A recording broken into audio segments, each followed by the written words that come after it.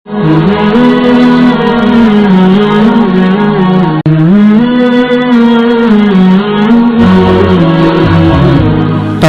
dari harta haram, Abia.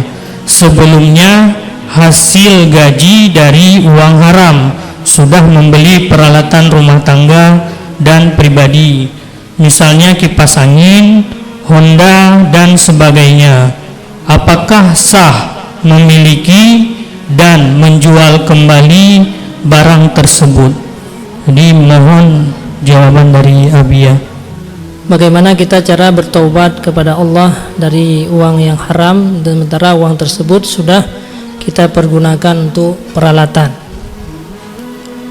untuk perabotan, untuk perabotan dan kebutuhan-kebutuhan yang lain.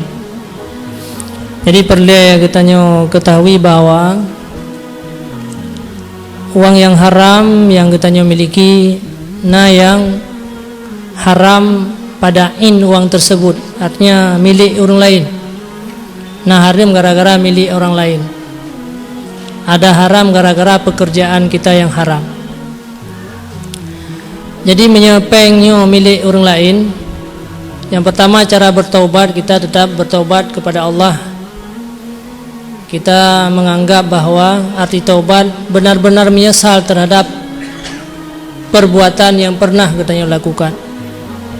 Harta orang lain yang kabak kita, maka bertaubat menyesali dubna batas penyesalan tersebut, kan menyesali pura-pura bagaikan kita telah makan bangkai. Leh dapat jauh bangkai ipegah le orang yang dapat jauh mono kan thialumo thiulig. Maka kipan perasaan kita saatnya ingin tanah rudah najid, ingin tanah muntahkan bangkai tersebut yang terlanjur gedanya paju. Yang kedupnan ke taubat yang disampaikan oleh Imam Al-Ghazali dalam kitab Ihya Ulumuddin, maka cara bertaubat penyesalan bagaikan gedanya paju bangkai. Jadi menyesal, butoi-butoi menyesal, kan pura-pura menyesal. Jadi butoi-butoi menyesal, ingin keluar daripada uang haram tersebut. Menyepeng harimnya mantangna, pengharimnya mantangna sajan gedanya, maka menyemantang taturipo, mantang taturipo, supopeng yang gak pernah ada cok. Dari uang mana? Atau transaksi yang salah. Ngenso pernah terlakukan transaksi yang salah ya? Atau kita menjual barang yang haram. Kepada siapa kita pernah menjual barang yang haramnya? Apabila peng yang bak kita nyonyo, mantang peng, maka tak kembalikan kepada empunya menyemantang meri, menyemantang daduri dia ajuk pulang. Kemudian kita adalah kemaah nyopeng yang kabak lenguronyo adalah peng hari manasa. Menya yang empunya yang sebenarnya hanale dan hana daduri le kaledhat. Maka bagaimana cara bertaubat? Maka dubna harta haram yang bak kita pergunakan untuk tempat-tempat umum. Pergunakan uang haram tersebut pada tempat-tempat umum, artinya pada tempat-tempat agama, ke masjid, ke musalla. Timbul pertanyaan, bolehkah musalla dan masjid menerima uang haram? Itu bukan lagi uang haram, tapi itu uang taubat namanya. Uang haram tidak boleh menerima oleh panitia masjid, karena panitia masjid kepegat masjid dari peng haram yang persih lagi kita nyorah ngeinya, tidak ada arti. Tapi kalau itu uang taubat, nasira orang ingin bertobat kepada Allah, uang yang haram tapi hanya itu hojok le, joklah kepada tempat-tempat yang baik, kepada masjid, musalla, pesantren. Yang beda pegah tungku kalau terima peng haram kawan.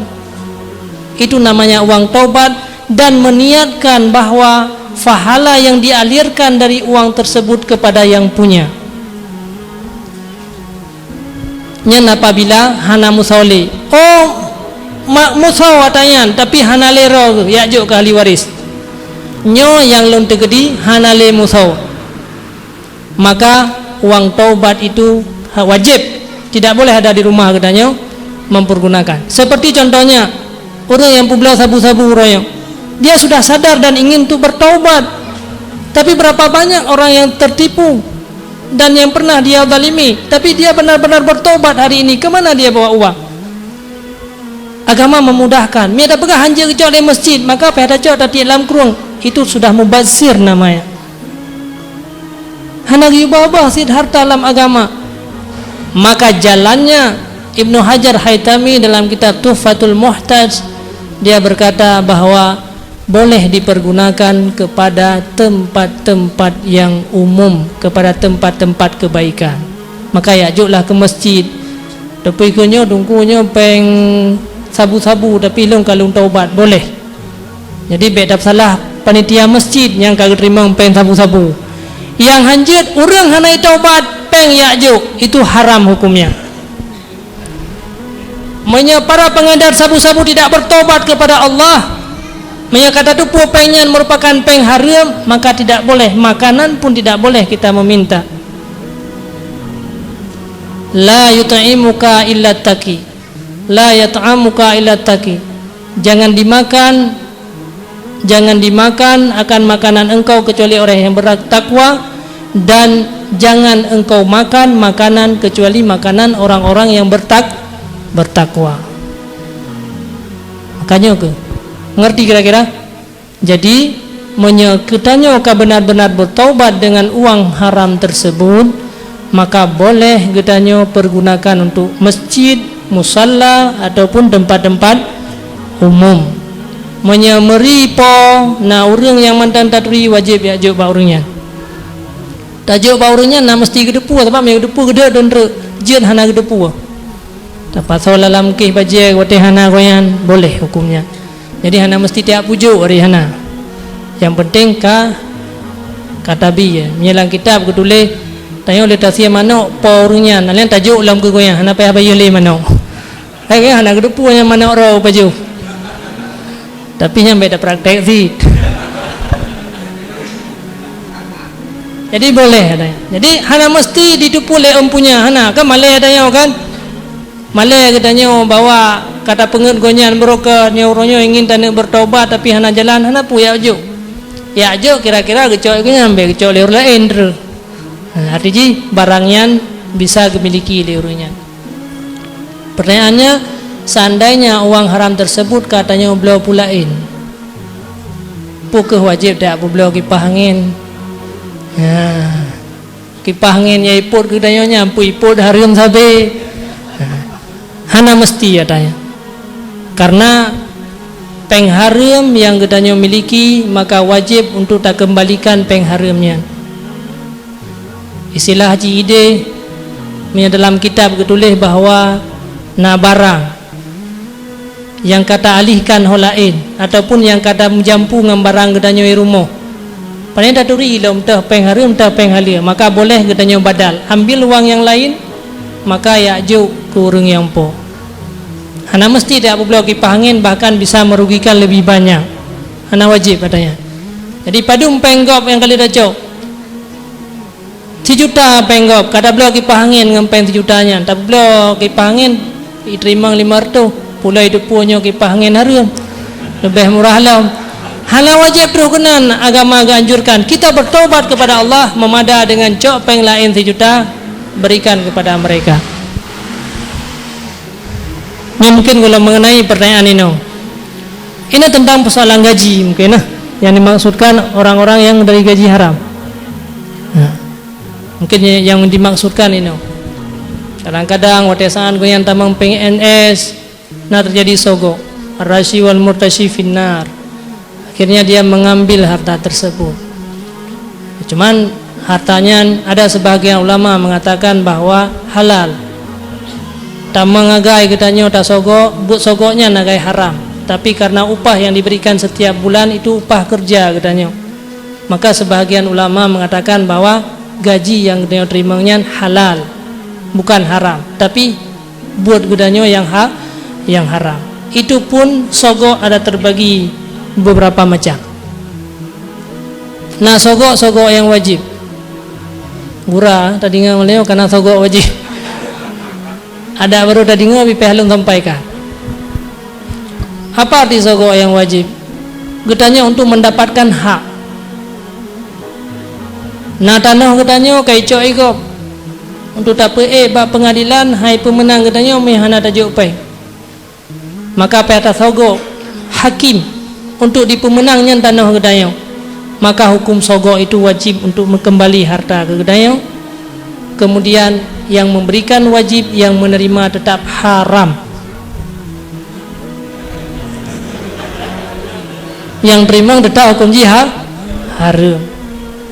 Katanya cukup trap kata bakti dalam pegawai hanai pelewat-pelewat mestigo. Hana lewat-lewat deh. Tapi katanya nak kemampuan nak bidang karena hana peng uronyo. Akhirnya katanya jok peng memang katanya pantas dan layak untuk bekerja, be hana pantas. Memang berhak, hak katanya ini untuk bekerja. Maka hukum sogoknya boleh karena jidu tadu katanya jidu urang lain, maka hukum sogoknya boleh. Dia tajuk pem mengatadu katanya sampai dia pensiun ngahana pegawai. Sampai pensiun hana jadi pegawai. Cek tago. Tapi orang yang menerima tetap hukumnya haram. Jadi hati tanya dia tajuk pem tu.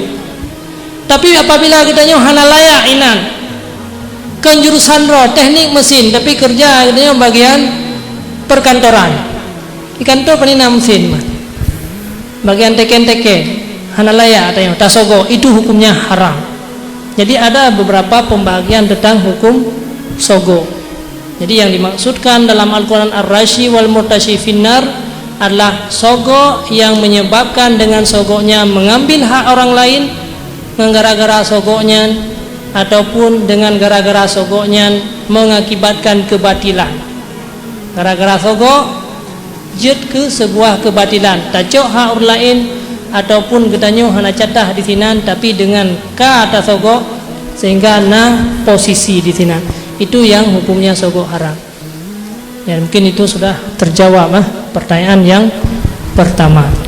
Lucu biar segi gaji ya biar gaji haram mesti kerja bak tempat lembaga yang haram lagi mesti di bank yang menghalalkan riba di sini gajinya Nabi ya.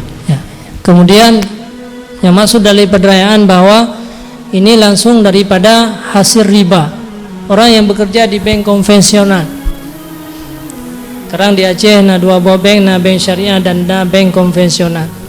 Para ulama-ulama semua sudah sepakat bahwa tentang bank konvensional itu hukumnya haram dan riba karena terjadi akar riba di sini.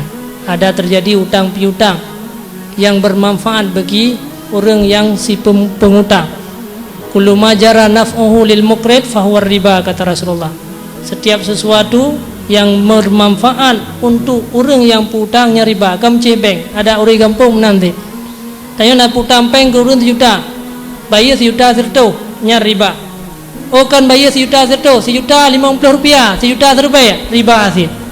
Jadi ada nama manfaat walaupun manfaat itu kecil itu riba. Sampai terus menurut surah Habun Tanjungan Jamun tinggal luntuan gede ada putang peng ke urun 1 juta tapi dengan syarat naik dalung tiainan itu riba.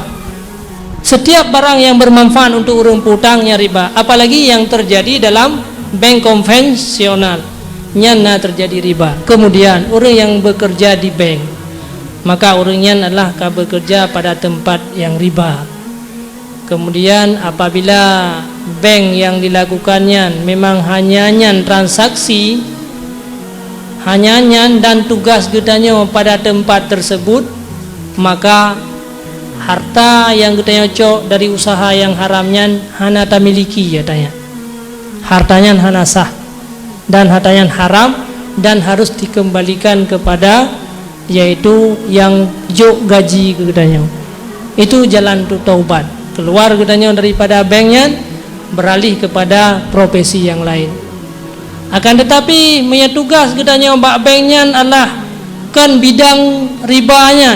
Adakah le macam ji sub dalam banknya? Le macam. Le macam. Buat katanya adalah sebagai orang-orang yang bekerja bagian sapam yang kahana pengaruh yang ngembuk banknya sapam maka ibi gaji katanya gara-gara jaga luar nyan hana haram hartanya. Karena itu kan kerja bak transaksi tersebut. Jadi yang haram adalah kerja bak transaksi. Maknanya siapa pun salah mai tengok. Nah orang dah utamang dah jaga luar, tugas jaga-jaga pencuri luar. Jadi tugas jaga-jaga pencuri ada tempat-tempat yang hana butuh pi, asai katanya kerja inan pi hana masalah. Sebab jaga pencurinya tetap good. Jaga uriah hana good tetap good, hana upu adanya. Tapi beg yang dijuk katanya atau hasil daripada pengriba. Cuma yang kamu balut bacul-bacul, cuma yang ihtiyat adanya anda tinggalkan betul.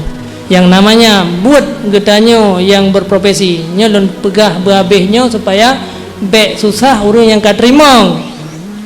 Pakai lun pegah lun perjelas secara sejelas-jelasnya supaya beg je kebeban orang yang kat terima gaji pada tempat yang lah orang pegat bank tu. Orang yang pasang-pasang kaca. Purusan bekerja kan dia pasang-pasang kaca pak bank nyenje keterima ke riba. Jadi yang langsung berhubungan dengan transaksi. Awak tulis-tulisnya, awak jaga, awak tu biar bank nyen gajinya harap. Maka sebaiknya katanya orang yang tak tinggalkan profesi lagian karena di sini nah profesi riba ini. Nah pekerjaan-pekerjaan yang terjadi riba, hukumnya haram. Kemudian bank tersebut kibat ya pulang kepada toki. So toki kepada pengurus bank, kepada yang dia ke direktur di bank. Jadi nyan jalan tu kita bertaubat. Cuma bank syariah orangnya kibat. Nyan bank syariah pi harus dikaji ulang ini. Karena lontuan pernah merempak dengan marketing bank syariah mandiri bukan di Aceh, di luar Aceh. Dalam kalang sistem cuma namanya syariah, nama mudharabah dan nama musyarakah. Tapi cara melakukannya belum sesuai dengan syariah. Tapi hana mandung lagi kan. Maka apabila katanya ingin untuk menjadi nasabah bank syariah, coba tak periksa kiban sistem mudharabah dan musyarakah yang dilakukan dalam bank syariah tersebut. Jadi menyebutkan sistem yang kagak ajarkan oleh Rasulullah agama, maka silahkan. Menyegolong butuh sistem hanya sebuah nama, maka hukumnya tetap riba. Nan niagai syariah, tapi syariah riba pada mahujung. Syariah hana butuh.